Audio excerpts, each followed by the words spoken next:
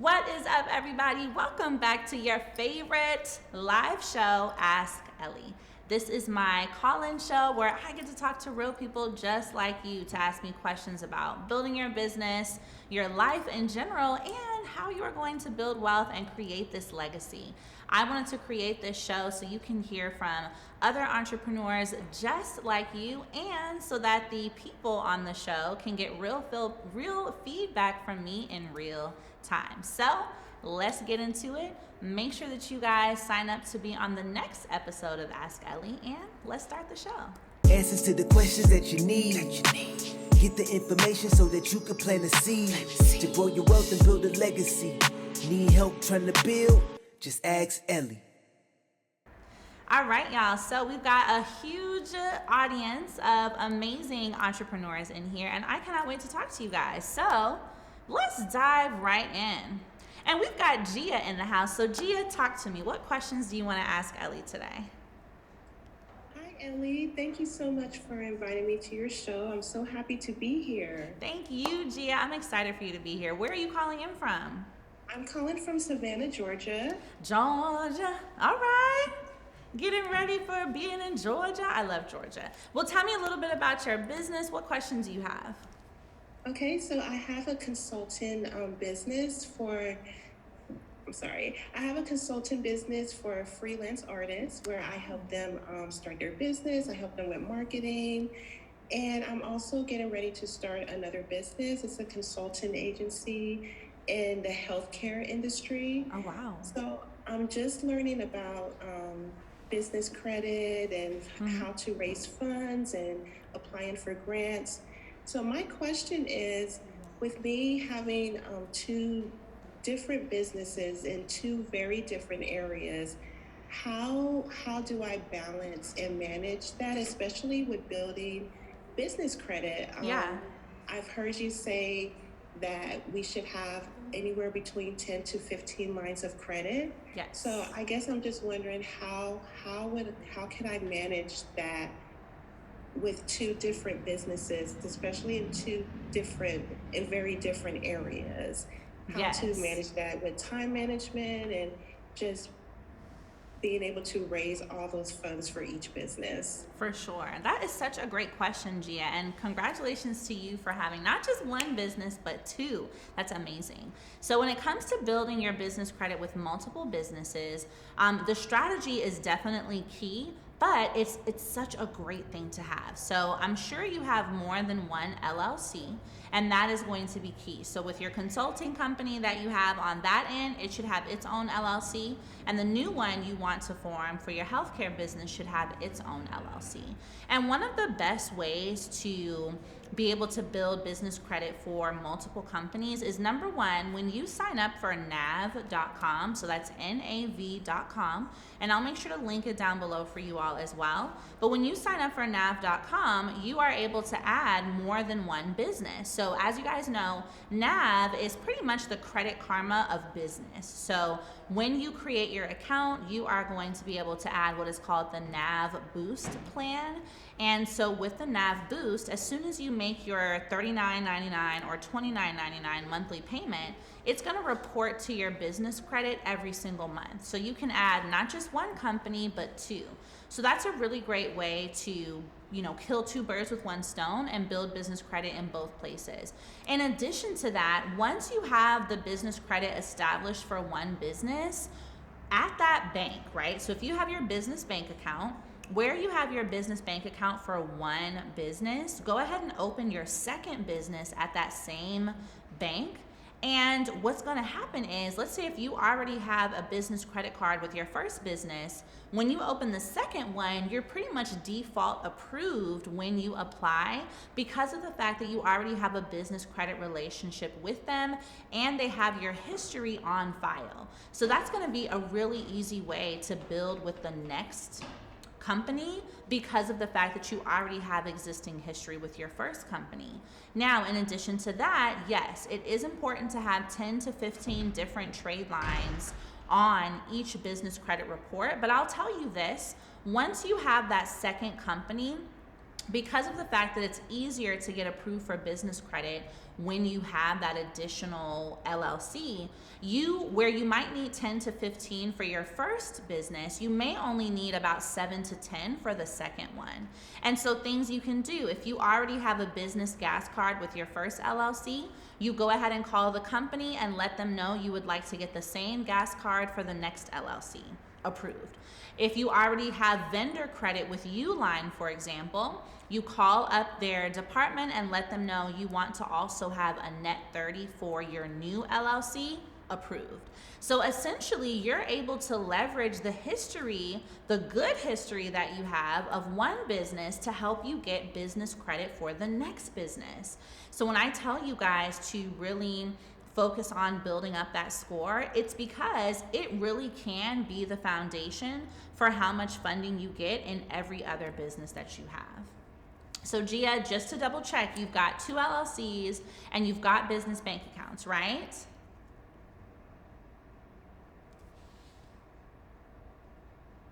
Hi, yes, I do. Okay, perfect. Okay, good. So definitely do those strategies, open those accounts, and then leverage what you have with the other company to help you build up the history of the second. It's gonna go much quicker, and now you've got a space where you can get $50,000 in business credit with one LLC and $50,000 with the other, which is icing on the cake. Amazing. Thank you. You're very welcome, Gia. Shout out to you. Super proud. And we've got another amazing entrepreneur here. Kim, talk to me, girl. What questions do you want to ask Ellie today? Hi, Ellie. Thank you for having me. Thank you. Yes. Well, I'm not an entrepreneur just as of yet. Okay. But I'm a woman of a certain age, and I'm looking to have another stream of income. I have an interest in a multi-dwelling unit, more likely like a rooming house for older, because a lot of us are retiring. Yes. And a lot of us are estranged from our families. So I'm looking to do something like a multi-dwelling unit, possibly like renting rooms. And I have excellent credit, so I don't know exactly where to get started. Should I use my own credit, or how, where to get started? Okay, wonderful. Now, Kim, let me ask you a quick question. Have you already formed your LLC? No, I didn't know that I can do an LLC before actually having the business. Yes, absolutely. So let's run down this checklist really quick. So I love this business that you want to start. I definitely can see a demand for it, having this multi-dwelling unit, recession proof. Let me tell you that. Now, what you want to do first, it's great that you have amazing personal credit. That is definitely going to help you get more funding even as a new business. So what you want to do is go ahead and form that LLC. You want to form that LLC. That is the start of your business. Get your LLC. Go ahead and get a virtual address or a registered agent so that you're not registering your home address on the LLC, because that's public knowledge. You also want to go ahead and buy your domain name. So this is going to be for your website. Even if you don't develop the website yet, just go ahead and buy it. That way you have it and you don't have to worry about someone else having it. You also want to make sure that you go ahead and get a business phone number. And you can do this in a really easy way from Google can give you a business phone number. You can also get one online with Vonage, for example. Very inexpensive. So once you've got those 4 things, now you're in position to start positioning yourself for funding. So being that you do have great personal credit, one of the first things I'd recommend after you set up those initial steps is, again, to get an account with nav.com. Shout out to Nav. They are getting some major play today. And again, I will link my link for nav.com down below so you can get a little discount when you sign up for their program. But you want to make sure that you do that. And actually, Nav is going to tell you what loans and business credit cards you qualify for based on the fact that you have pretty good personal credit. And once you have that, secure the bag. And since you want to open up, dwelling units or kind of go down that real estate path, having business capital and business credit and funding is going to be so necessary for you, because let's say you want to buy a multi-unit in your business name, they're going to look at your business credit. And as well, you don't necessarily want to put all of your own money into purchasing your first property. So when you have business credit and when you have this formal LLC, now you can purchase this property in your business name, and you can use a business loan or a business line of credit to either purchase it entirely or use the business loan and line of credit to pay for the down payment, and then the mortgage broker that you work with, you can take out a mortgage on the rest, and that would be in your business name. So those are going to be your first steps. Go ahead and make the business exist. Get the LLC, get the address, get the phone number, make it plain, make it official. And then from there, you start leveraging accounts like NAV and everything I teach you guys about business credit to start getting funding so you can take those next steps in your goals. And where do you want to open these units, Kim? Well, I just recently moved to Texas. Okay. So I'm in Texas. I came from New Jersey and I retired here in Texas, and that's where I want to start it. I love it. And Texas is a great market for that. And real estate in Texas is still affordable. You know, what you can get for $300,000 in Texas would cost $1.5 million in California or in other parts of the country. So I definitely think that's a great place for you to start. Thank you. You are welcome, Kim. I cannot wait to get an update, girl. We're going to definitely have to make sure we follow up with all of our Ask Ellie attendees and check in in, a couple months maybe and see, hey, did you apply some of that advice I gave you on the show? I love it. So Angela, girl, talk to me. What questions do you want to ask Ellie today? Hi, Ellie. Thank you so much for having me on today. Thank you for being here. I'm calling from Southern California. I'm in Moreno Valley. Oh my gosh, I'm in Los Angeles. Hey. I've been teaching for other people for almost 8 years now. So I decided that it was time for me to start my online teaching business where I help people who want to have online, not work from home, but have homeschooling for their children, but with someone who's experienced with teaching remotely. I don't know how to market. I don't know how to market this. I don't know about networking. I can create content. I've been doing curriculum where I provide it to different organizations where they use my curriculum. Oh, wow. But doing this for myself, I don't know how to do it. I don't know how to market. Do you have any advice for me? I definitely do, Angela. And let me just say this. That is so interesting because, I've been thinking about homeschooling my children, but I'm like, with my entrepreneur schedule, as much as I would love to be the one teaching them, I am not in a position. I just don't have the time. And so I've been thinking about, I wish, there was a service or a person or someone who could do the homeschooling and I can go work, And so it's so crazy that you mentioned that because there's definitely a need. There's a demand. This is proof that there's a demand. That's exactly why God told you to come on this show today.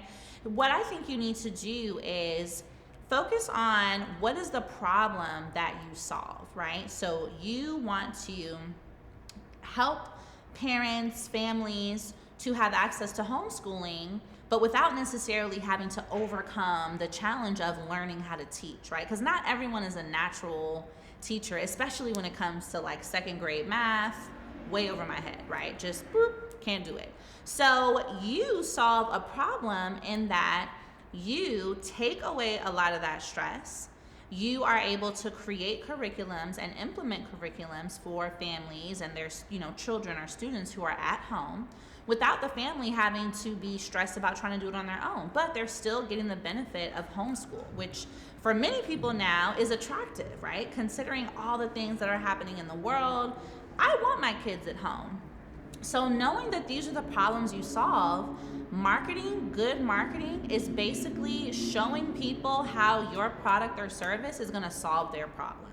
That's it. So the first thing you need to do is make a list of all the potential questions that a parent would have for you about your service. And then secondly, all of the problems that people are currently having that you know your service solves. So when you have that list of questions, problems, etc., when you go in to create content, you want to create content that answers those questions. You want to create content that shows them how your service is a solution to that problem. And that's marketing, right? I want you guys to recognize that, a lot of people think marketing is, big lights and spending a lot of money on ads. And that can be marketing, right? But overall, marketing is ultimately making sure that someone understands how your product is going to solve their problem, and then how creatively you choose to market that. If you want to dance in your videos, if you want to, put on a full face of makeup for your videos, that is a personal choice. But ultimately, it comes back down to, do people understand how your product solves their problem? And I think for you, a great niche target audience are going to be entrepreneurs, because again, we want homeschooling, but we don't have the time. I think also, women who are working. They may not have a business, but they have a 9-to-5. Single moms is definitely going to be key, right? I think a lot of single mothers like myself want to homeschool, but we feel like we can't because we don't have a partner. We don't have that other support. So that's definitely going to be key. And, I think for you to start getting started and test out this content, I definitely recommend going on TikTok. Y'all, for those of you who are listening out here, TikTok is brewing. Like, if you want to go viral and if you want to see if your business is going to work, take it to TikTok and start creating content on it. And the way that platform is so organic, you can reach exactly who you want to reach by posting consistently for a week or two and really discover what's working and what isn't, and then make adjustments from there. So that's definitely some things I would focus on for the next little bit. And think about serving people who want to live internationally, right? If there are, families who want to travel all the time, hey, I can tutor your kids if you're in, Honduras or Dominican Republic. You feel like you could do that, Angela? Yes, that was so awesome. Thank you. You are so welcome. I love it. Yes, that's a great idea. And that is so alignment, because I want to move out of the country next year. But all I keep thinking about is, I want to put my kids in school out of the country. But a part of me also wants to homeschool them, But I've been thinking, like, how am I going to do this? I got to work. I got to, I just got engaged also. I got to take care of this man. And, men, they be too much. So how am I going to do that and try to homeschool some children? I don't know, but I might need your services, Angela. So please create this business so I can hire you. I love it. And we've got Mia. Mia, talk to me, girl. What questions do you want to ask Ellie? Hi, Ellie. Thank you for having me on your show. I'm so excited. Thank you for being here. Where are you calling in from?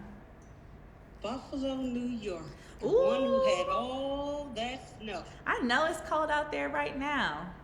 Yeah, we had 6 feet this weekend when I came back from my cruise and could not find my car. I rebuke that. Nope. So tell me about your business. What questions do you have? Well, I would like to teach budding entrepreneurs who are like in their 40 plus demographics, such as myself. I am 52. Of how to properly structure their business and build business credit, Okay. By not going through the same mistake that I made during my journey. I'm still, still working on it. I'll be following you, girl, to the T. But Yes. my question is, how do I gain the confidence to be in front of a camera to create the content in the course? As you make it look so easy, girl. I can't do it. No. Let me tell you this, Mia. You definitely can. And, I appreciate that because it took work, right? Now you guys see me, I'm, doing my show and I'm all over YouTube and Instagram, but I didn't always feel that comfortable. I definitely had to build that up. And I want to let you know that a lot of it comes from just, step by step. over time, right?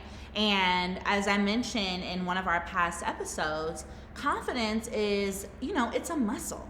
And in order for you to build it and to be able to flex it more, you've just got to use it. So some things that I would definitely recommend to start with now are, before you start on camera, create reels and content where it's just your voice. Okay, because the first hurdle we have to get over is typically hearing the sound of our own voice. Like, y'all would be surprised, I do not like to hear myself. Like, I can watch myself, but something when I hear my own voice, I just get all fluttery and weird, and I don't know, I don't like it. But I get over it, right? I do what I have to do. So that can be the first step. Start to train yourself to hear what your voice sounds like. Once you do that, then slowly but surely, peek on the camera, right? Next time you go to a Zoom class, if we have another class together, if you come back to another Ask Ellie episode, turn on your camera, girl. Let's see that pretty face. Let that kind of be the way you start to practice. And once you've overcome hearing your own voice, then you've overcome seeing your face connected to your voice, it gets a lot easier, right? It gets a lot easier. And I found that for me, I feel most confident when I'm done up, right? So it doesn't mean that you have to wear makeup on every, reel or piece of content that you post. But for me, it allowed me to bring down some of that nervousness when I know my hair is curled, the makeup is doing what it's supposed to do, my shirts aren't wrinkled. That was helpful for me. So if you find that is something that is beneficial for you, is to kind of get dressed up and put on this, it's not a character, but become the elevated version of yourself. Because for me, who I am on camera is who I am, but I'm also, your homegirl when we're in person, right? So it helps me to kind of go into the mode of, I am creating content for my business, and it still brings in my natural personality elements, but it helps to kind of be able to turn it on and then also be able to turn it off. So that's definitely what I would recommend for you, Mia, is kind of create that, other side of you, the elevated version of yourself, your highest level self, and go on camera with that. Like, I'm Mia, okay? You think you can do that, Mia? Well, thanks, girl. I'm the girl. Yes. So definitely. Mia. Yes, it's Mia. It's not Mia, it's Mia, okay? Thank you so much. You are welcome. I think that's great. And for those of you guys that are listening as well, it really makes a huge difference. One of my favorite quotes, and I have it up in my room, is visualize your highest self and then start showing up as her. And I try to live by that every day. Sometimes we know we are not showing up as our highest self, but I try to always hold myself accountable and say, you know what? How can I be that girl today? Because we all know what our highest self looks like. We know what she wears, how does she smell, how does her makeup look, what does her bank account look like. So you want to visualize that highest self and look at, how can I operate like her every single day? Even if it's not the best day, how can I still embody those characteristics and bring that into your content, into your business? So you guys, this has been another amazing episode of Ask Ellie. You guys know what to do. Make sure that you like this video, comment, share, subscribe, and go to my website, Ellievatedacademy.com, where you can enroll in any classes about some of the subjects we talked about today and register for the next live Ask Ellie show soon. Bye. Thank you all so much for watching the show. It is my absolute pleasure to bring you this value and answer your questions live. I want to make sure that you understand that in no way am I giving you financial advice. I always recommend that you hire a licensed or legal professional for any of your financial, tax, accounting, or business needs, okay? Thank you so much for watching the show, and we can't wait to see you on the next episode of Ask Ellie. Bye-bye.